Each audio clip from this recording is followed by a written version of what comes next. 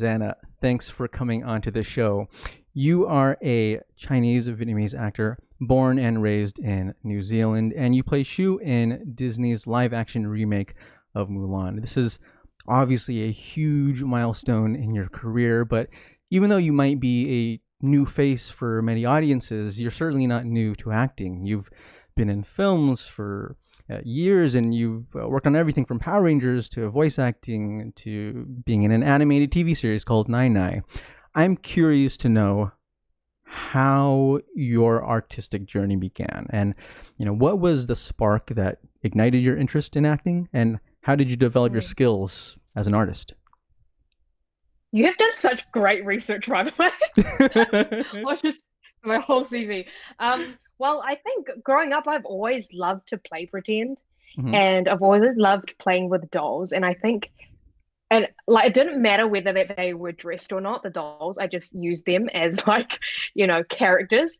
And so I think growing up, that was kind of like an outlet for me to story tell. And then when I reached around like 11, when I got into like middle school, it suddenly became this weird thing where it was like a guilty pleasure. Hmm. And there was like this implicit disappointment that was applied by my whole family. Like, you're getting into the real world now. You shouldn't be playing with dolls, or you shouldn't be playing pretend.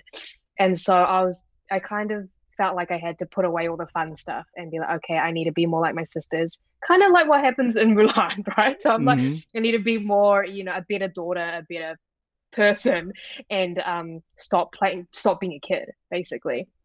Um, and yeah, so I didn't touch that stuff, but I always remembered how fun it was to do that. And I didn't understand why it was so fun. I just knew that it was kind of like an escapism playtime, and it felt productive as a kid. Hmm. For some reason, it was like fun and productive. Hmm. And then it wasn't until I was 15 in high school, and at the time where I live in South Auckland, it's predominantly Pacifica and Māori Hmm.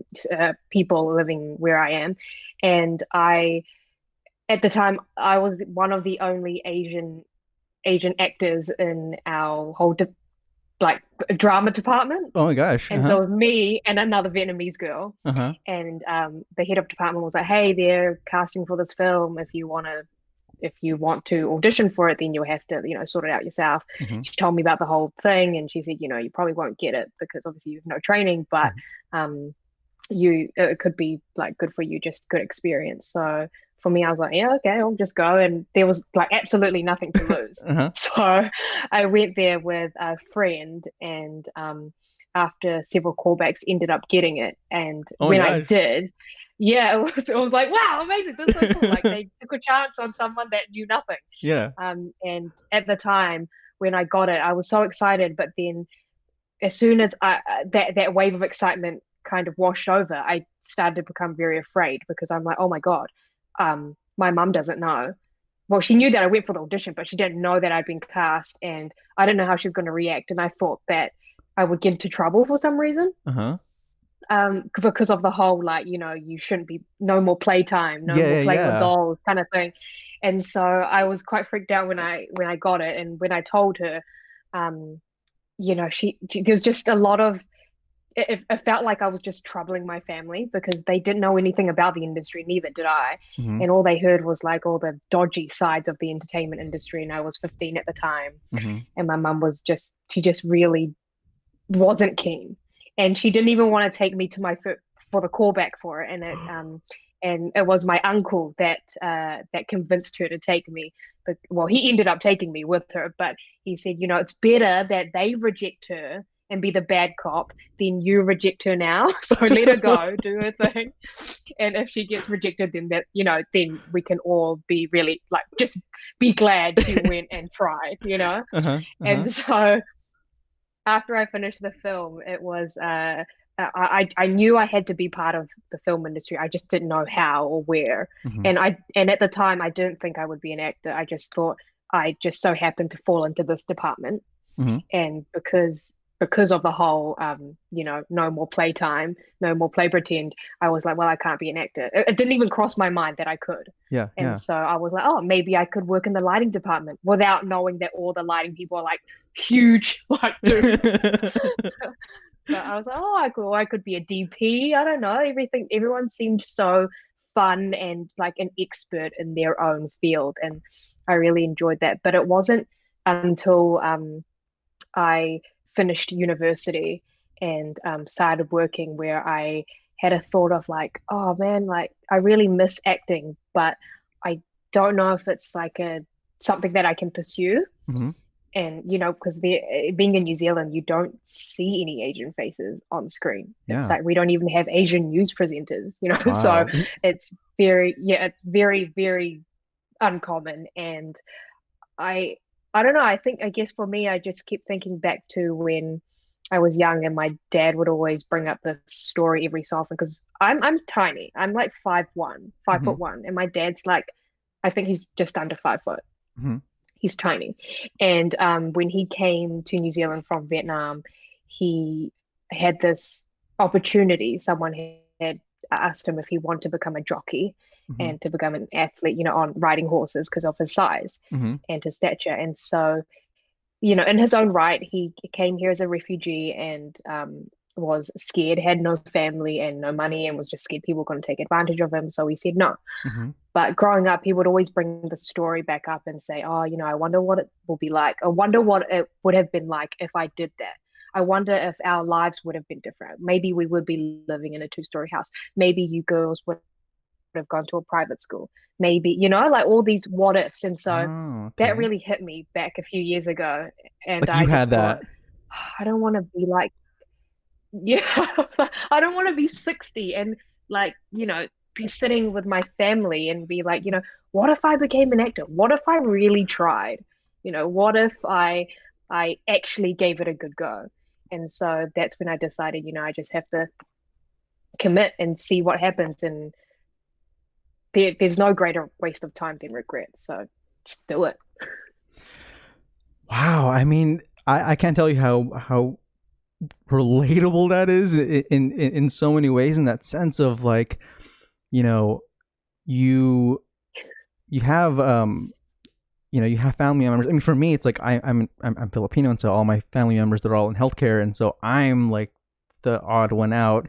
Um, and so it's it's like that process of you feel like you have to sort of put that artistic side of you on the back burner, but then it's only until later on, after you're sort of like flirting around the idea of doing it, that you start to gain that confidence. You're like, okay, this is actually like a Mm, legit thing. Like I don't have to keep hiding around this thing, because this is like there's so many people who are doing this. There's so many opportunities over there, and like why mm, not just go for that? And so I love that that was how, I mean, especially that story about you, um, sort of that auditioning process and just really being able to, you know, inch your way through.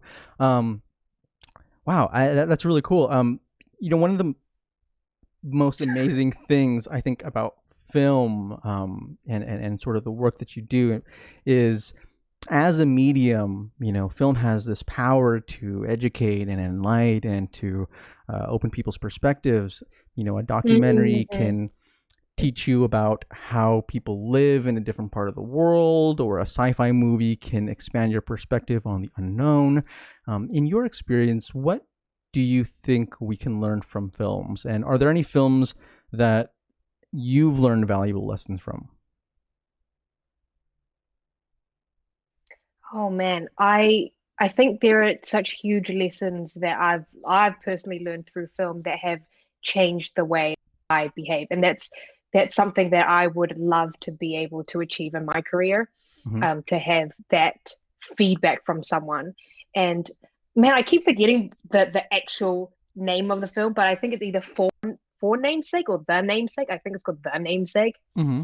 Um, but I watched it in university, and it was part of our intercultural communication paper, and it was about generational gaps and cultural gaps between like your immigrant parents, Hmm. and that was centered around a family from India, and the parents had an arranged marriage, but then they gradually fell in love, and their children that were born in the United States had quite different views to them, and also wanted to like change their name, instead of having a traditional Indian name to something more generic and white Mm-hmm. that everyone else can pronounce. And Mm-hmm. so that film to me was just that film single-handedly changed the way I saw my parents and the way the relationship I have with them. And the relationship I have with my parents is very different to the ones that they have with my sisters. Mm-hmm. And I have that film to thank because I feel like watching that I understood my parents' journey of having to give everything up. And like we understand these things, but watching it hits you differently. Mm-hmm. Watching it from someone else's perspective and then seeing how entitled and privileged I am to live the life that I live, getting to study whatever I want, getting to study first of all, and then study whatever I want, and then pursue whatever I want. And then, yeah, having my parents' um, it, life, it looked like my parents' life was there on screen for me to absorb. And yeah, it really redefined the relationship I had with my parents. And also, the Joy Luck Club Mm. was a big one as well that I only watched. I didn't know that this film existed until we started shooting Mulan. And Wow. it was only because I knew that Rosalind Chow, who's in it, is also plays my mum in Mulan. Uh-huh. And so I watched it because everyone was saying, "Oh, Joy Luck Club, blah blah blah," and I'm like, "What is this?" Because like we have a lot of blockbusters, like all the blockbusters come here to New Zealand, but then I feel like because that was made back in what 92, Oh yeah, yeah. It was way I back think, or a then. little bit before that. Yeah, Mm-hmm. way back. Like we wouldn't have gotten that, and so I didn't discover until like 2-3 years ago, and absolutely loved it, and was like, holy cow, this is the next level storytelling, and also it hits on so many different levels in terms of like my generation, my mum's generation, grandma, great grandmother, and like seeing how it affects I guess me now. Mm-hmm. So yeah, big lessons in terms of how entitled and how grateful, and how grateful I should be for this very privileged life that I live. Yeah. Yeah, I mean it's interesting how it's like, you can come into a documentary or a movie, and within that hour and 30 minutes, like, you can walk out of that completely Mm. changed in a really significant way. And it's always interesting to be able to have those gems and to be able to know that, like, film and art has that power. um Now, sort of uh, uh shifting in sort of a similar direction, a really big part of your life is well-being. Not just physical well-being, but mental, emotional, and spiritual well-being. However, we're also living in an age of toxic positivity, where some people believe that you should always be improving and you should constantly Hmm. be fixing your flaws and Yeah. maintaining like 24/7 good vibes attitude. Yeah. For you, Yeah. how do you balance your overall well-being without falling into that trap of toxic positivity? I actually used to be one of those people though. The toxic positivity, I would Yeah. offer advice all the time and be like, "Oh, it's not that bad," but trying to help. Like I thought that was me being a good friend Mm-hmm. instead of, actually listening to what's happening, and does that person even want your advice or opinion? Mm-hmm. And Mm-hmm. yeah, I feel like there's